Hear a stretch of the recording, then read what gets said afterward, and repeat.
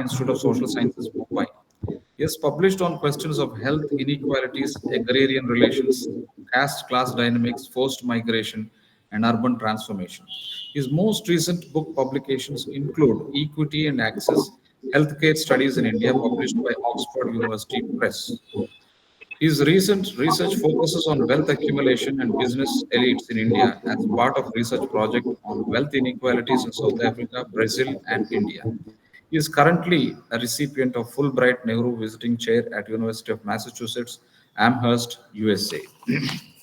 Well, so far as this topic is concerned, a, a topic of great importance to the Indian society today, particularly which impacts the people of the lower rungs of the social ladder, as we see large scale displacement taking place because of the ambitious projects, and also to take up these infrastructure projects, how the government of India or government of Andhra Pradesh in this particular context, they're expanding these seaports and privatizing them. Large scale displacement is taking place,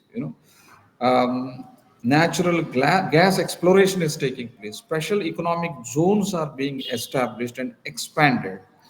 And this is at the cost of forest land, the forests, without caring for environmental impact assessment. Land acquisitions taking place very brutally, ignoring the panchayat resolutions, views of common man, non-compliance of companies in paying up market compensation to the dispossessed. So a topic of vital importance concerning the common man of the country and how the people of the upper rungs are exploiting the people of the lower rungs of the social ladder. So may I request now Professor Purendra Prasad Garu, please deliver your lecture, sir. All right. So let me just see if I could present. Okay, is it? Yes, it's visible, sir. Yeah. Yeah. Thank you. I'm extremely sorry for all my inability to share No properly. problem. No problem. Yeah, I think I have a couple of things to say before I start my presentation. First thing is, this is part of a chapter. This is part of a book chapter, which is yet to come. This is Professor Sudhavasan from Delhi University, who is actually editing the book. So as part of it, I think we are in the final stages of sending it to the publisher. So I thought I will share. Okay. Now, in terms of looking at these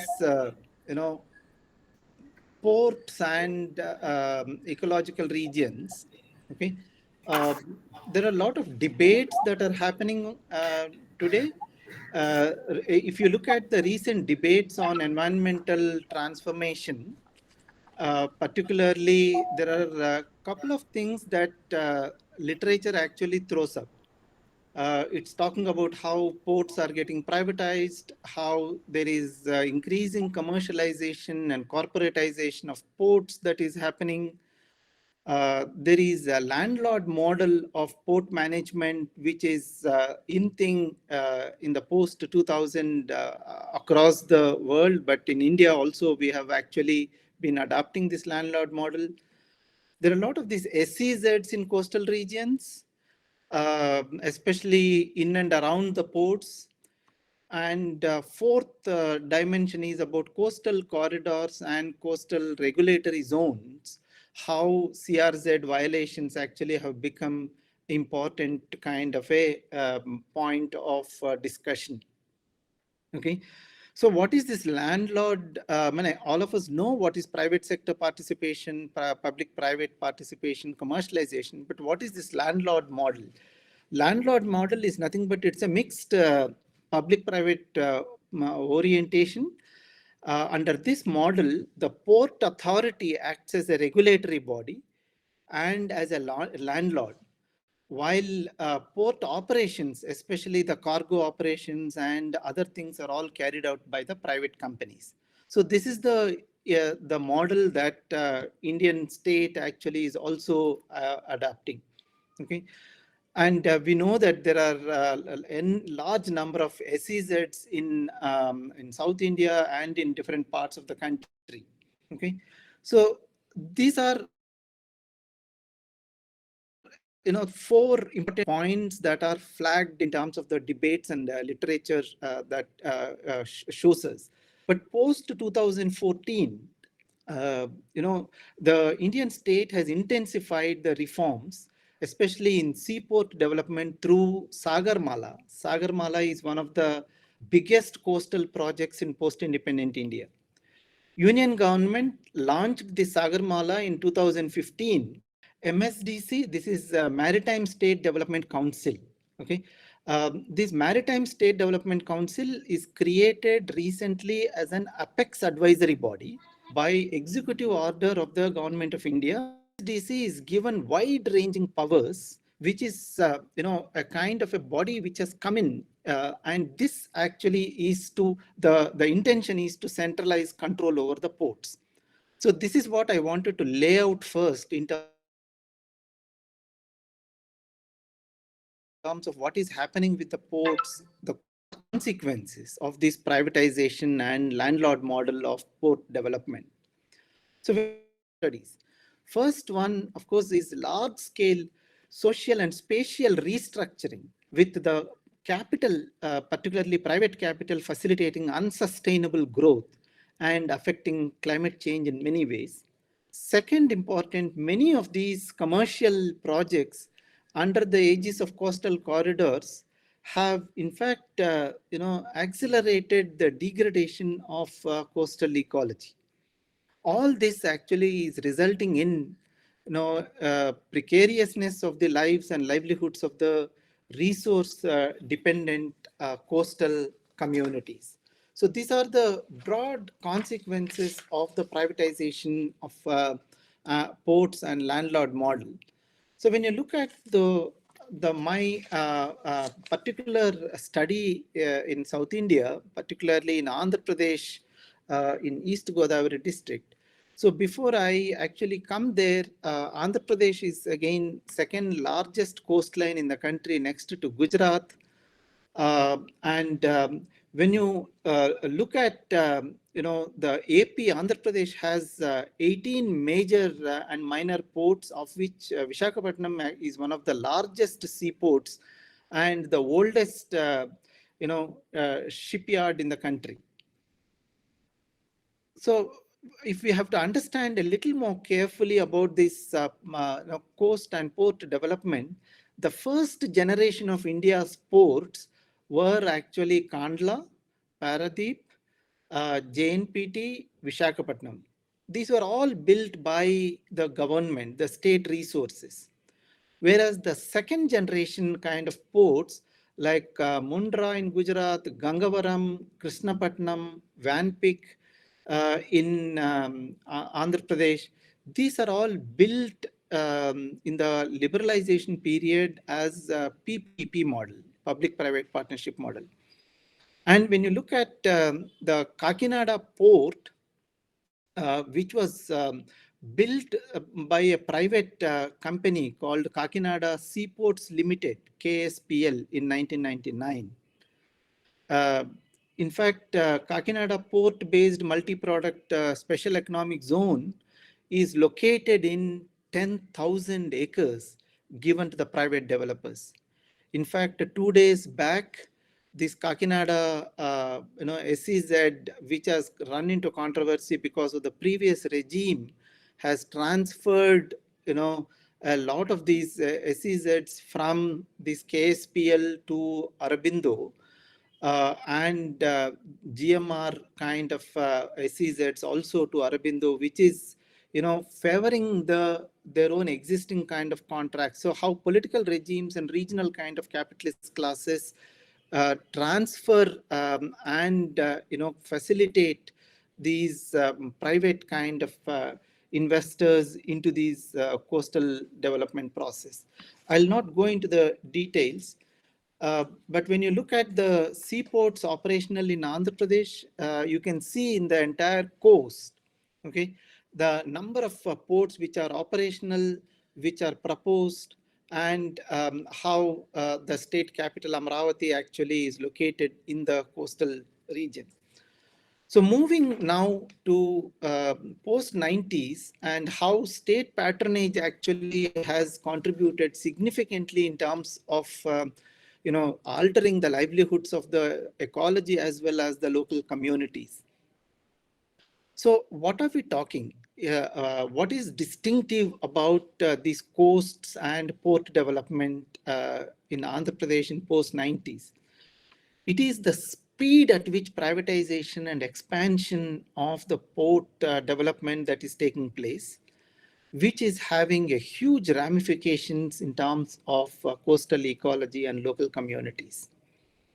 To just bring you one important dimension here in terms of privatization and expansion, under the guise of attracting private sector participation in these risky greenfield projects, governments actually have been offering generous incentives to dominant upper caste promoters.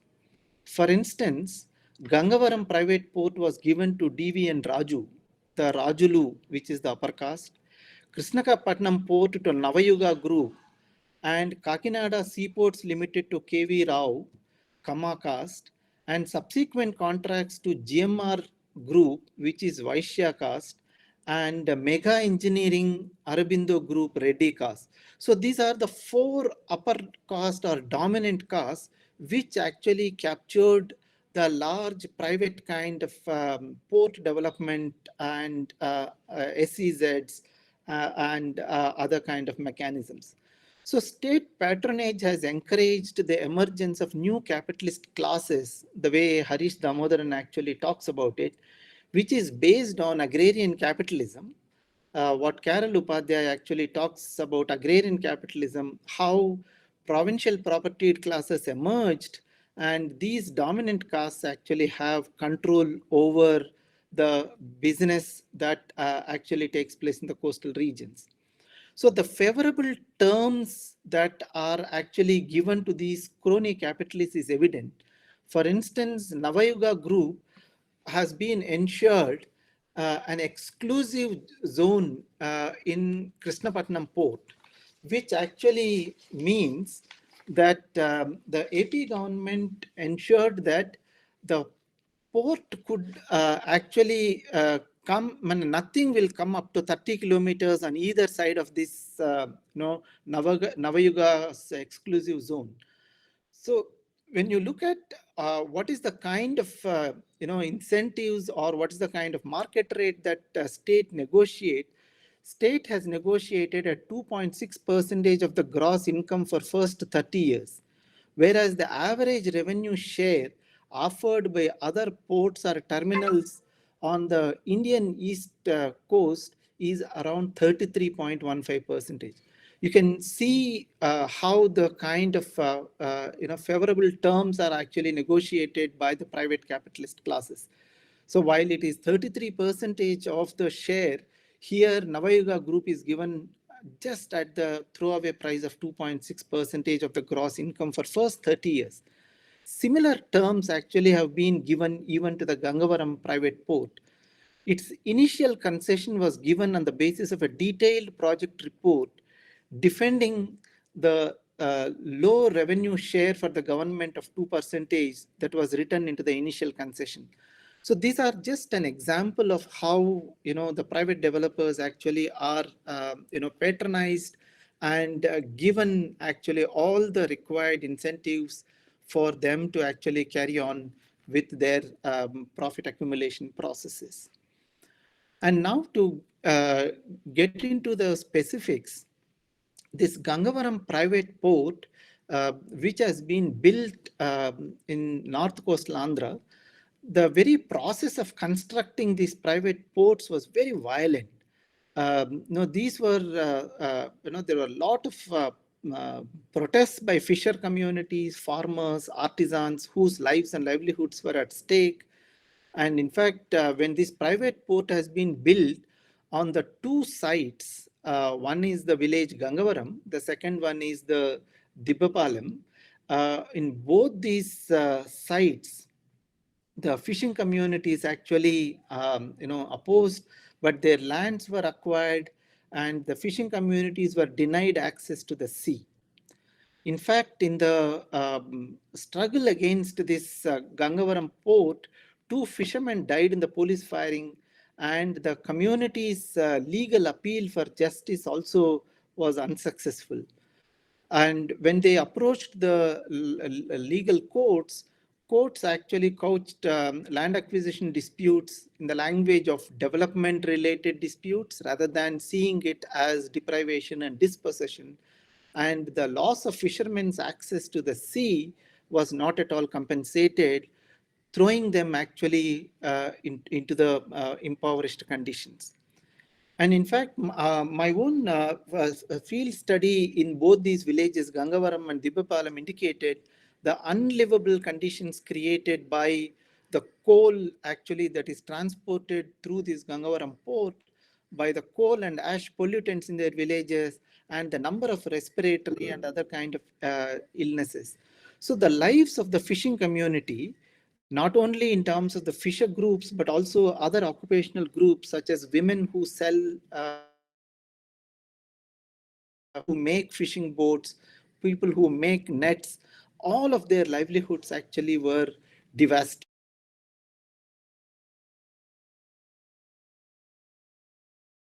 And what these private ports actually have done. And looking at other kind of ecological region, which is close to Gangavaram and Visakhapatnam, Sompeta wetlands has also unique coastal ecology with common property resources, particularly the Bila backwaters and Tampara, the wetlands, which is habitat for rich biodiversity with a distinctive hydrological regimes. These wetlands played a very significant role, not only in terms of providing irrigation to the local agricultural communities, but also in recharging groundwater reserves, serving as the fish breeding grounds. However, a lot of life science and other kind of scientists say that it's one of the last remaining wetlands of the Coromandel coast and an aquatic biodiversity hotspot of peninsular India, which is being seriously impacted.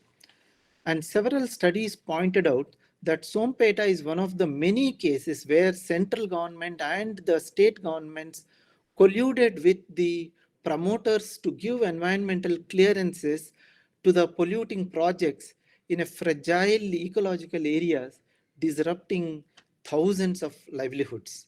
In fact, EA Sharma, who actually is a former secretary of Government of India, has done this study, and based on his kind of indications that how Sompet wetlands actually has been seriously affected.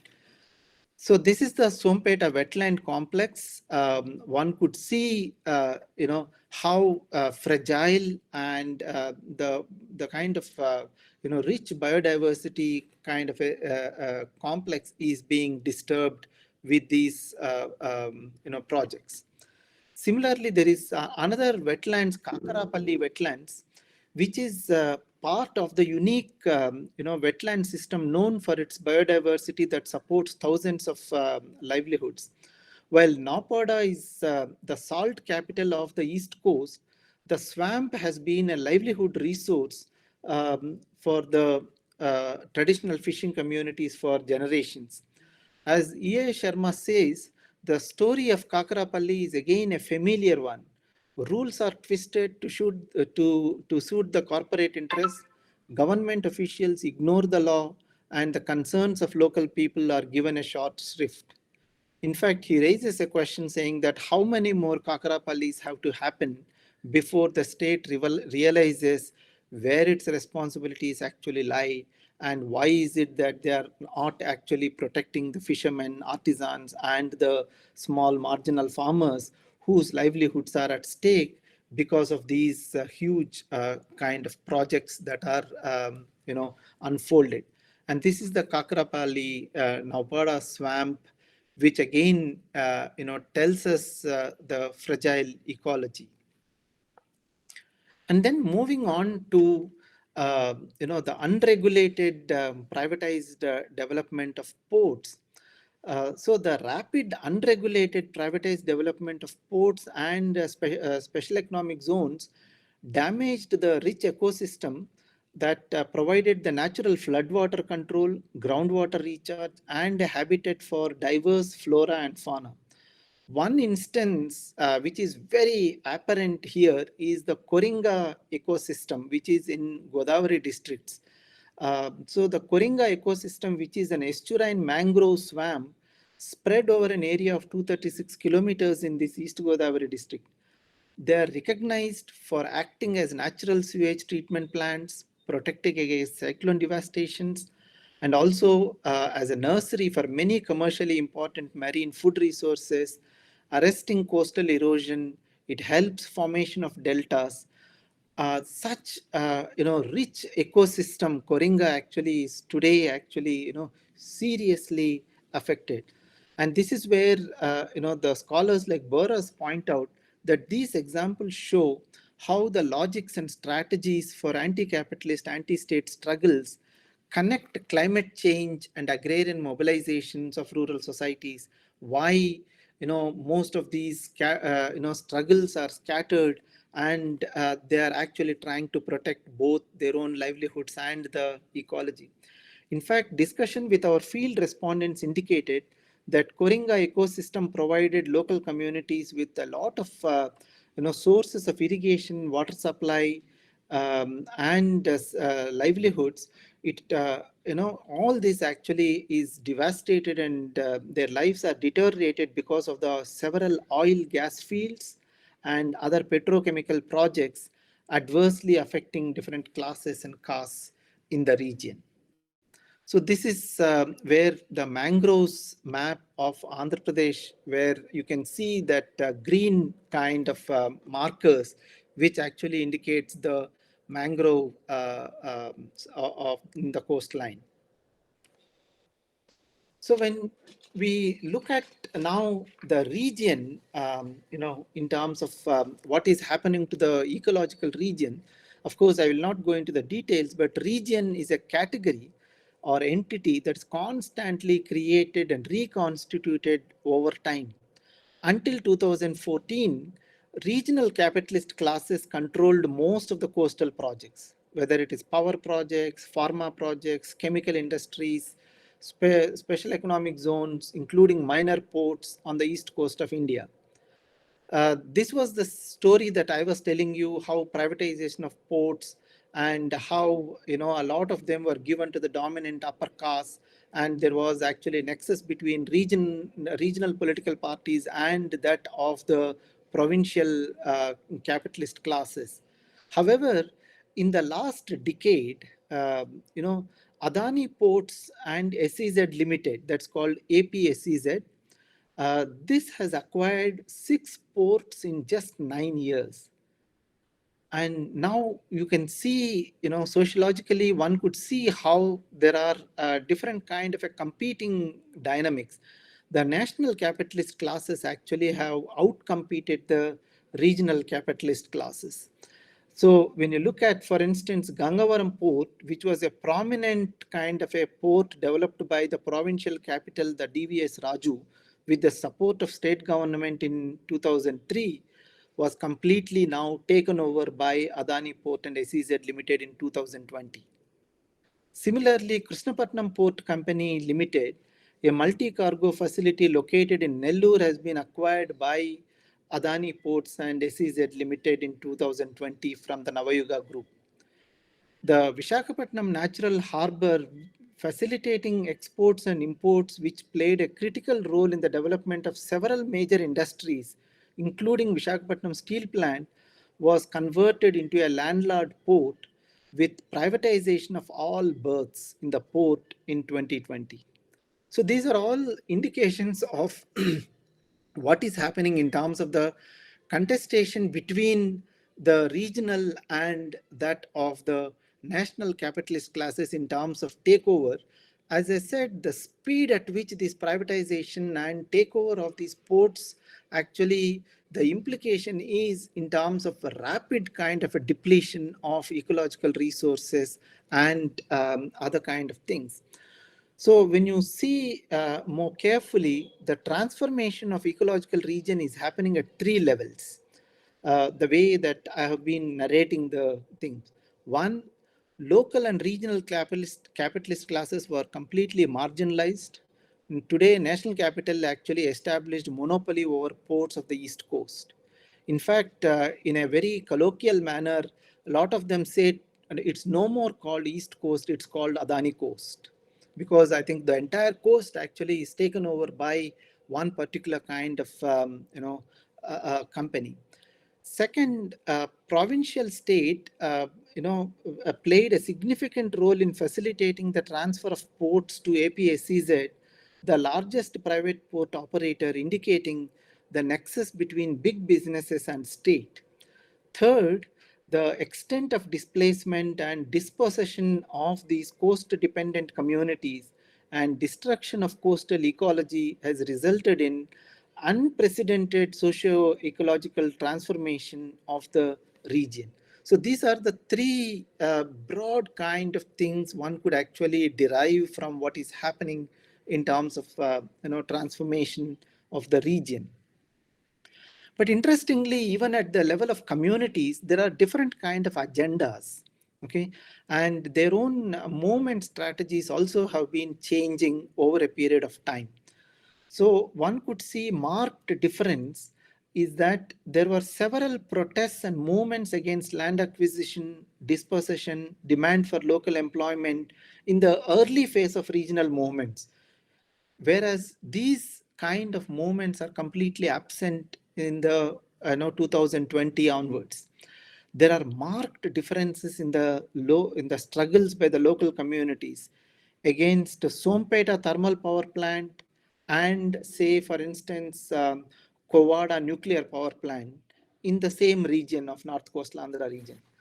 The local fishing communities, uh, the local fishing communities, you know, protested against these companies, okay, earlier in terms of asking, demanding for employment and other things. They were actually driven by the goal of safeguarding their land, safeguarding their environment, opposing the encroachment of private capital, demanding the employment opportunities. Whereas today what is happening is that the only demand that the local communities are able to make is in terms of compensation. They're all actually veering around demands for better compensation rather than, in terms of their land acquisition or in terms of their livelihoods. That whole dynamics actually has changed. And this is where it's very important for sociologists, especially RC-08, which is trying to look at the dimensions of inequalities, exclusions, and marginalization, to carefully look at how do we understand these protest movements and how these agendas actually have changed. Okay. Uh, Interestingly, the concepts, particularly when I look at climate change, metabolic rift, Anthropocene, or Capitalocene, okay, these concepts which have been helpful in terms of explaining the environmental kind of change and transformation.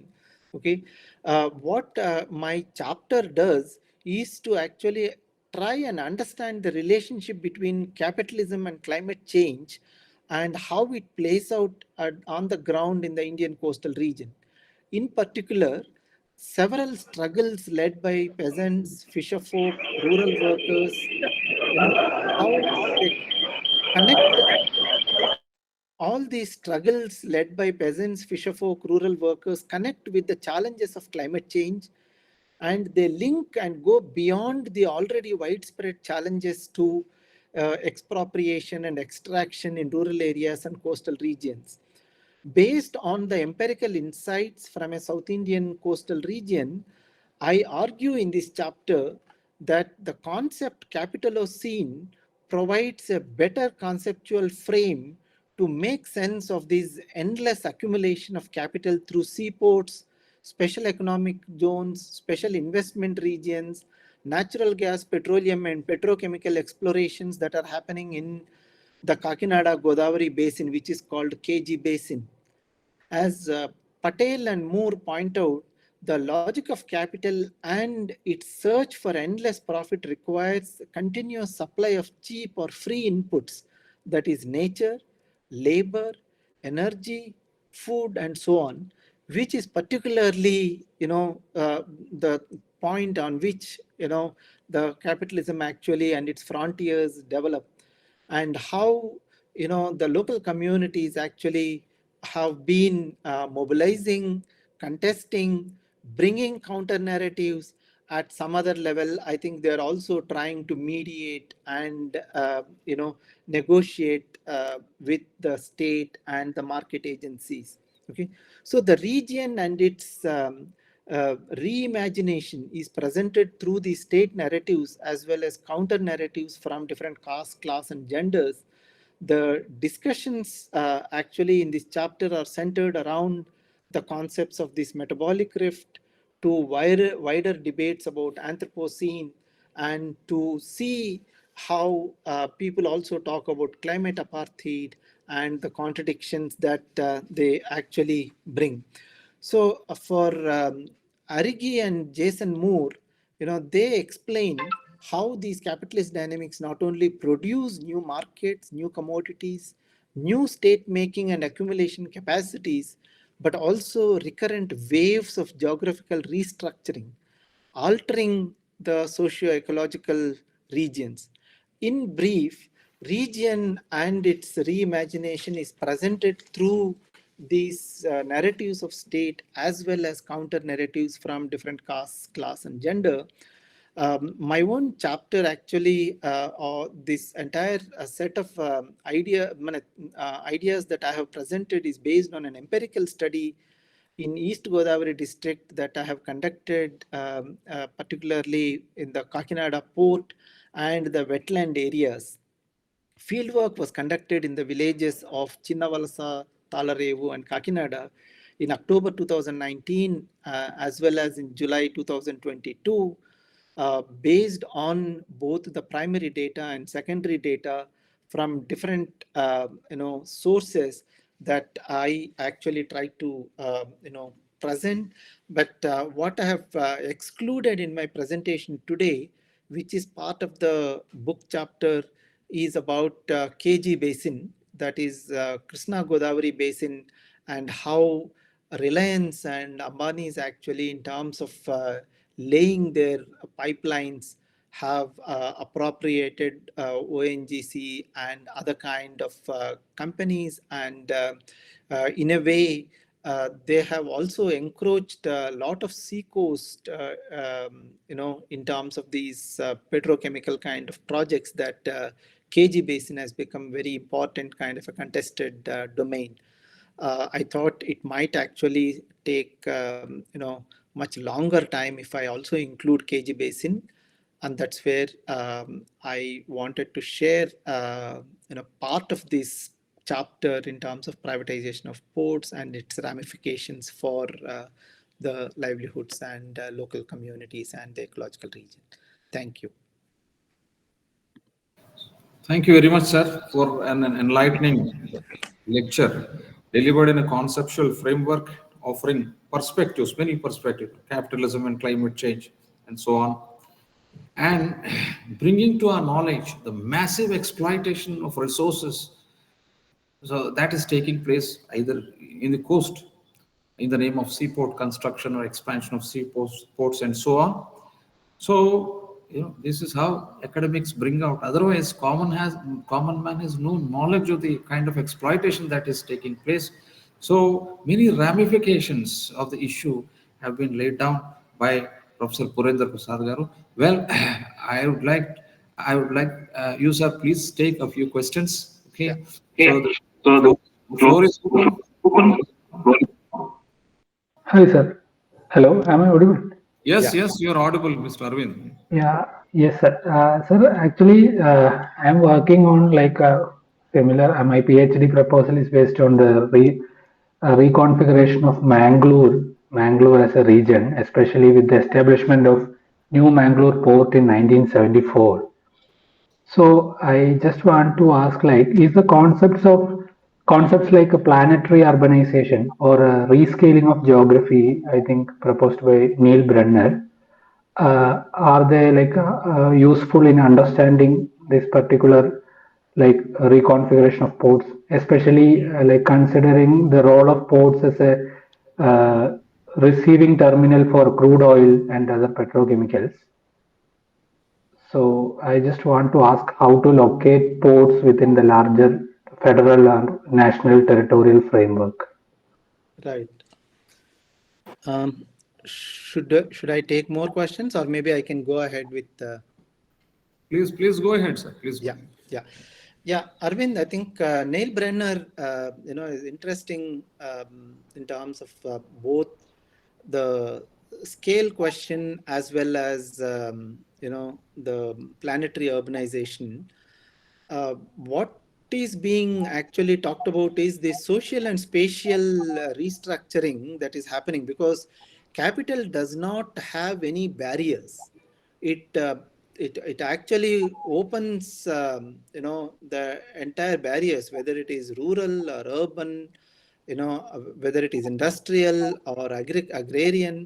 Okay, so in that sense, ports and port development, which is again linked largely in terms of the export import, in terms of extraction of natural kind of oils and other kind of resources, and the way these are transported from one geography to another geography in terms of cheapening of their cost. Okay, so planetary urbanization is one interesting way to integrate some of these dimensions, but what happens is we also have to be alert to planetary urbanization sometimes also dissipates when we actually bring a lot of these things, because we need to be more concrete in terms of how those linkages actually to be understood, analyzed. Okay, at another level, it's all about everything is urban. I mean, what is being talked about is urban actually is being defined the way Manuel Castells or David Harvey in terms of capitalist kind of urbanization. And this is exactly where Arrighi and Jason Moore also say that environmental transformation is basically to do with the very capitalist structure itself. So what if we are trying to see these processes as part of the capitalist urbanization? Yes, I think Neil Brenner scale question will be very useful.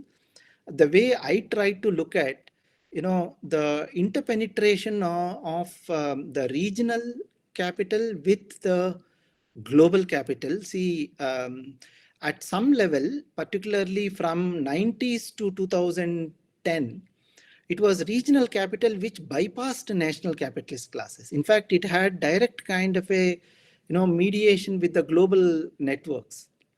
To just give you an example, the same Gangavaram port and other kind of bidding Adani is also did then, and Adani did not actually succeed. And the local regional capitalist Raju actually was successful, primarily because it was a coalition government where national government did not have that kind of a political power influence. Okay, but after 15 years, the same Adani is actually negotiated and bought that entire port for one third price. Okay, so it also depends. That's where I think the nexus between state and the political kind of classes and business classes, I think, plays a very important role. If you are able to bring some of those dimensions into planetary urbanization and scale question, definitely I think it will be very, very useful. Yeah. Thank you, sir. Yes. Anybody else?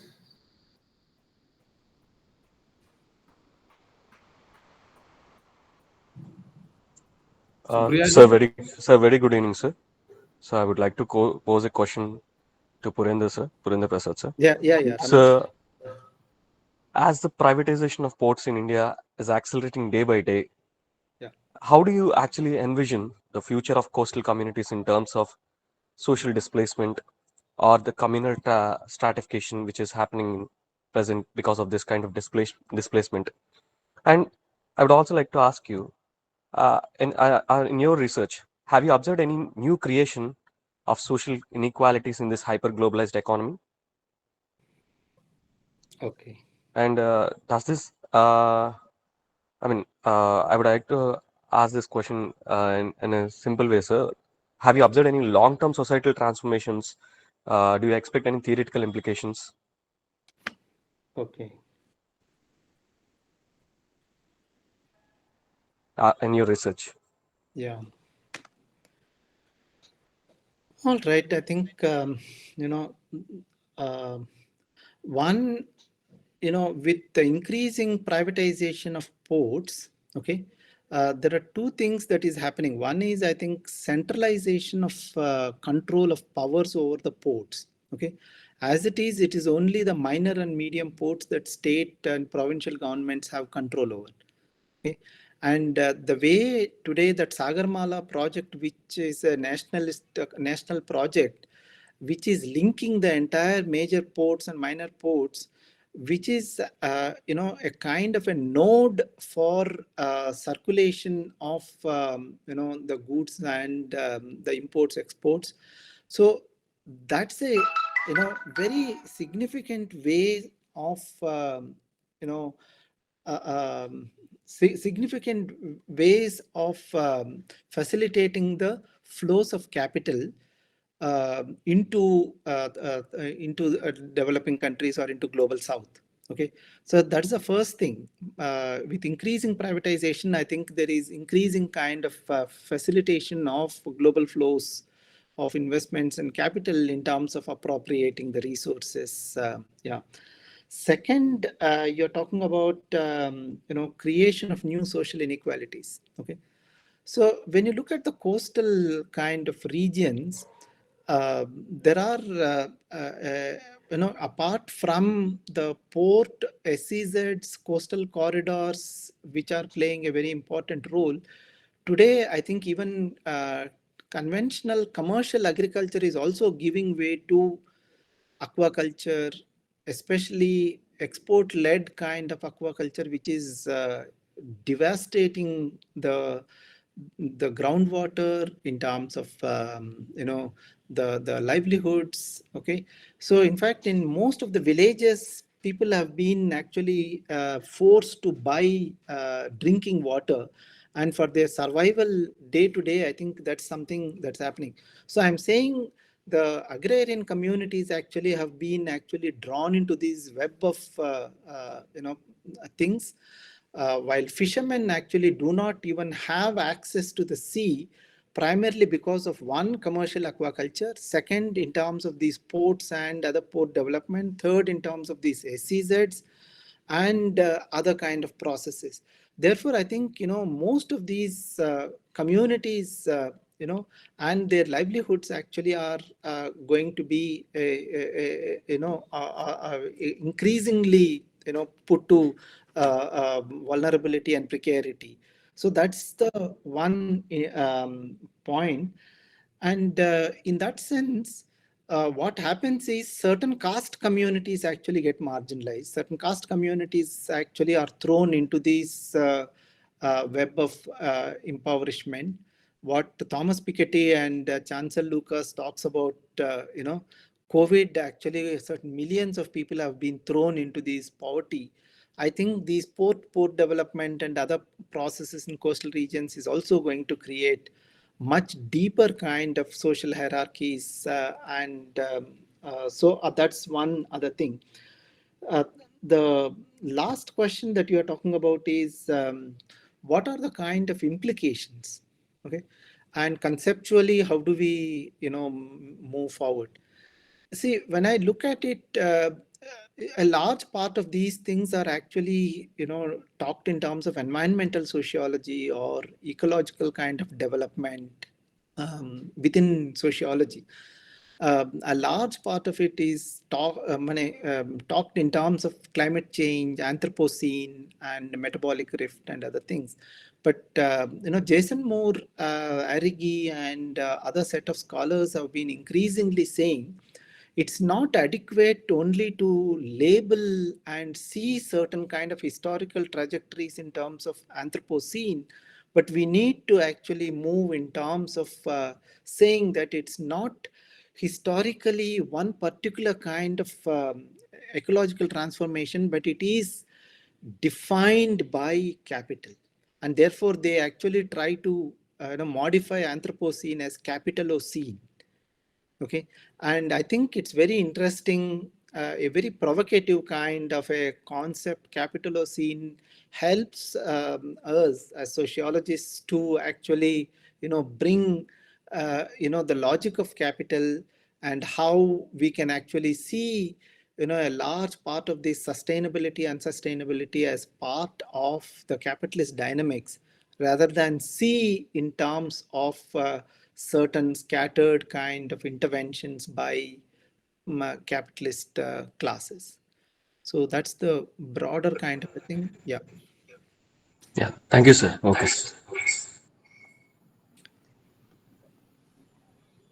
Yes, please. Dr. Sreemannarayana.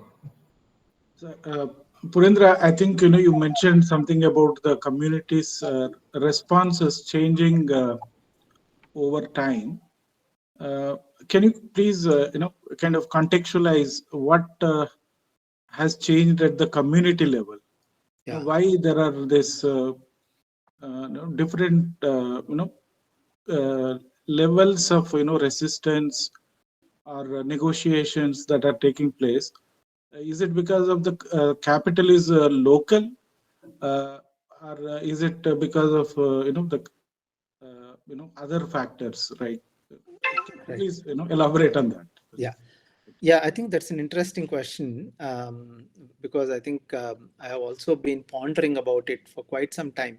In fact, when I went to this Gangavaram village and had a long interaction with the local communities, initially I think they were offered employment for every one household there is one employment in the Gangavaram port, and they also offered certain common kind of facilities in terms of the school and community buildings and relocation to other places, kind of a thing.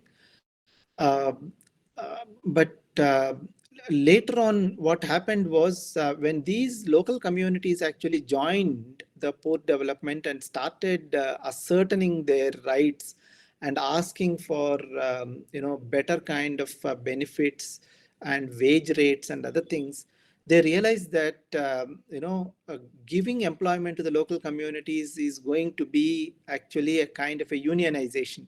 So in order to get away with that, with the help of the state governments, what they have done is they have removed all of them and tried to use the police kind of a repression, and they were actually offered market compensation.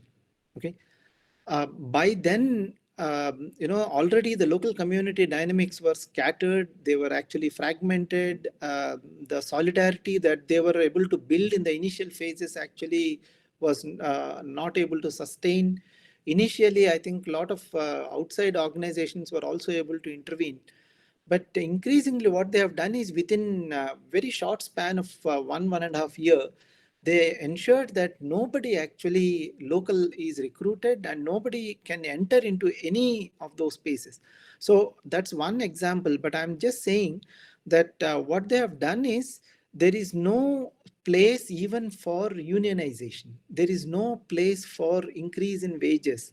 Okay, even to distribute a particular kind of a pamphlet into the work site, it's very difficult because they have actually employed a huge private kind of a security and army kind of people. Okay, So that's one is kind of a repression, the state kind of endorsing all these, the regional capitalist classes. That has one. The other thing, what has happened is, in another work site, because local factory or company which promised, certain kinds of incentives and jobs and other things was not providing, they actually broke the entire gas pipe of that company, which was created a huge kind of a crisis for the company for quite some time. So that again was a lesson which I think the corporates, what they have done is, in terms of next set of displacement and land acquisitions, they only negotiated one-time market compensation, which is a little above the market price. Okay. And state government also tried to threaten, saying that if you don't actually agree to these compensation mechanisms and packages, your land will be taken over. So those are other kind of mechanisms. So increasingly, I think they were able to sustain it for certain period of time. Subsequently, what has happened was, the outside labor, particularly from Jharkhand and Chhattisgarh and other kind of places, were recruited into these local employment. The local communities actually did not have much support either with whichever regime that comes, whether it is TDP or YCP, it doesn't matter, because all of them actually have the same kind of interest in terms of protecting the capitalist kind of entrepreneurs. So all these things over a period of time, what they have done is they are trying to negotiate now relocation of housing roadside, closer to urban towns, rather than actually saying that we don't want to give land. They want to give land, but they want to negotiate a higher price. So these are different mechanisms, I think, which local communities have evolved, primarily because their solidarities, I think, got completely fragmented, weakened. Yeah. Anybody else? Or I have Anthony. Anthony, please pose a brief question, Mr. Anthony, or otherwise, meanwhile, sir, I have a question. Sir. Yeah. See, how effective are these Panchayat Raj resolutions in containing the activities of these private players? At least, if we apply them through a judicial mechanism, would it benefit the common man, or they are effectively managed by the private players, the Panchayat Raj resolutions? Yeah. I think in terms of these land acquisition and Gram Sabha, in terms of trying to play a key role, that again, particularly when you look at North Coastal Andhra, a lot of these tribal regions, these Gram Sabhas actually and the Gram Sarpanch, are maneuvered, manipulated, their signs are forged, or they are actually lured by individual kind of, bribes and other kind of things, so that I think the larger kind of panchayat resolution doesn't hold. Okay, for when you look at mining and other things, they were able to resist. But in terms of some other development projects, I think it has become increasingly difficult. Panchayat Raj definitely can play a very crucial role, provided there is some kind of collective kind of interest that play out within the village. What happens is, with the electoral democracy, most of the time, okay, the village panchayat actually gets completely divided, and that's the major kind of a advantage for these outside from time to time. And you have a number of examples where some of them actually have been killed, when one or two activists who are able to actually, fight for it and other things. But definitely it's one way to think forward. See, the only way to think forward is either village panchayat and some kind of collectives. Okay. How these collectives can be done today, even FPOs, the farmer producer organizations, are actually supported by Walmart. A huge money is being pumped in by Walmart for the FPOs. Why? Because in the name of the corporate social responsibility, they do certain welfare activities and then actually hijack the agenda in terms of other things. Okay. So I think I'm not saying that there are no possibilities, but definitely, one needs to see how cooperatives and collectives and panchayats actually can be a way forward to build again networks and solidarity among the people. Yeah. Yes, anybody else? Let me take Anthony's question. Yes. In that state repression, dispossession, and degradation associated with port development and SEZ, is there a difference between early 90s with regional capitalist class and post 2004 with national capitalist class? Yeah. Right. I think, there is a marked kind of a difference between the two periods, as I have already been indicating.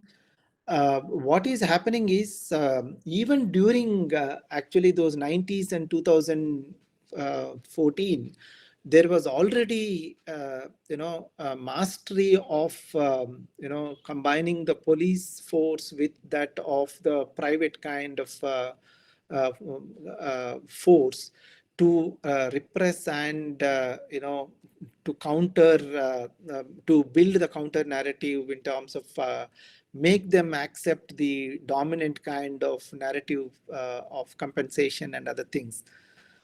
In the post 2014, or more particularly in the last 10 years, okay, what is happening is it is largely in terms of some of the populist programs that state actually is trying to wear a lot of these groups to ensure that there is some kind of direct benefit cash scheme or certain kinds of compensation mechanisms that they are actually trying to provide.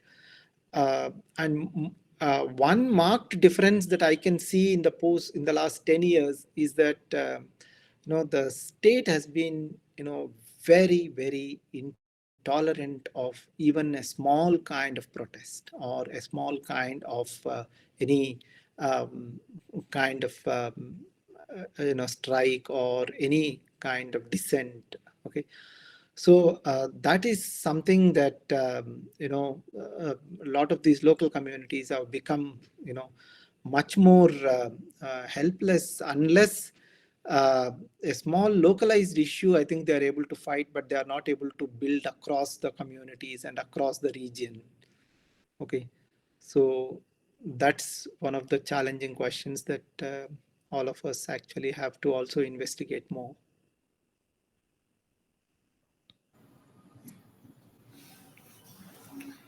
Supriya ji? Yes, sir. Yeah, actually, my question has already been answered. So the network issue was there. So thank you, sir. Yeah, okay. So anybody else before we close the session? Anybody else? So, yes, please. Bhagyavati. Good evening, sir. First of all, thank you for the session. There is always a development dilemma. If you want to develop, it has its negative impact on society and the marginalized section. How do we balance the strike between the both? It is not only marginalized, it doesn't have the negative impact only on the marginalized community, but also it spoils the environment in a large scale. So, how can we balance both? Like how it can be sustainable at the same time we have to develop? Through, in terms of modernization project, and also in terms of trying to understand larger dynamics of growth versus the sustainable or is where some of the scholars actually were able to bring, for instance, Michael Levian, who in the early processes of development that state was talking about irrigation projects or railway projects or other kind of development kind of initiatives, there was an obligation and there was actually a moral kind of a you know um, responsibility on part of the state that you know how do we provide employment, how do we relocate them without rupturing their cultural and other kind of sensitivities, how do we create those common kind of facilities and amenities that communities actually lived for generations if we displace them. So these were all there.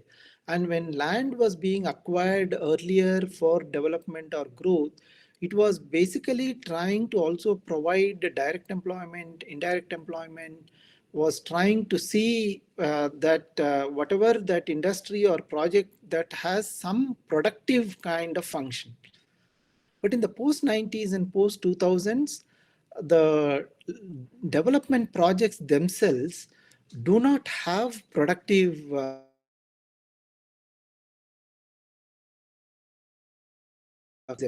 most of the SEZs which are established, okay, in the name of certain kind of a development or industries or thing, is largely taking over land elsewhere, and most of the projects have not even come. Those SEZs actually are just simply the empty spaces where the land is transferred and that is being appropriated for other purposes. So Michael Levian argues that today it is actually, the state is facilitating land transfers not for productive purposes, it is for unproductive capital, speculative capital. It is largely in terms of jobless kind of, growth. So this is where, we need to see that when we are talking about this balancing our agrarian economy and agrarian society, we need to generate more employment which can absorb the reserve labor in the agriculture. We cannot actually sustain only in terms of our urban kind of employment, which is petty commodity production and informal kind of jobs which are insecure, and they are contractual and outsourcing kind of labor which does not sustain in the long run, and even those jobs are not available. So this is where we need to actually think through the structures of these the structural processes, how one needs to understand larger dynamics of development and for whom, and in whose interest that these development projects actually are being generated. Okay, so it's a longer kind of a debate that is going on, but definitely I think it's out there. As you said, capitalism actually is digging its own grave in terms of destroying the ecology, destroying what is actually.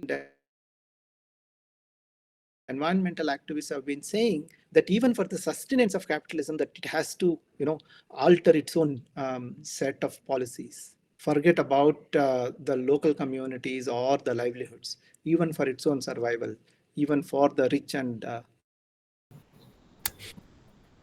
Sir, you have highlighted about local communities, sir. yeah. Sir, did your research identify any alternative models regarding? Yeah. Can we identify any alternative modes through which communities can develop? Okay, so there are different kinds of communities whose lands are taken over. Small marginal farmers actually have been dispossessed. What is the way forward for them? Okay, is that the one way is that they have to actually collectively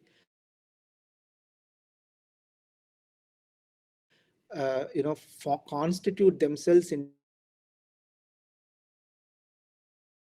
that state or other agencies can provide, what kind of compensation that they can provide, what kind of alternative livelihood locations that they can. It is the local communities which, the agrarian communities will have to, constitute themselves into some kind of cooperatives or some kind of common organizations.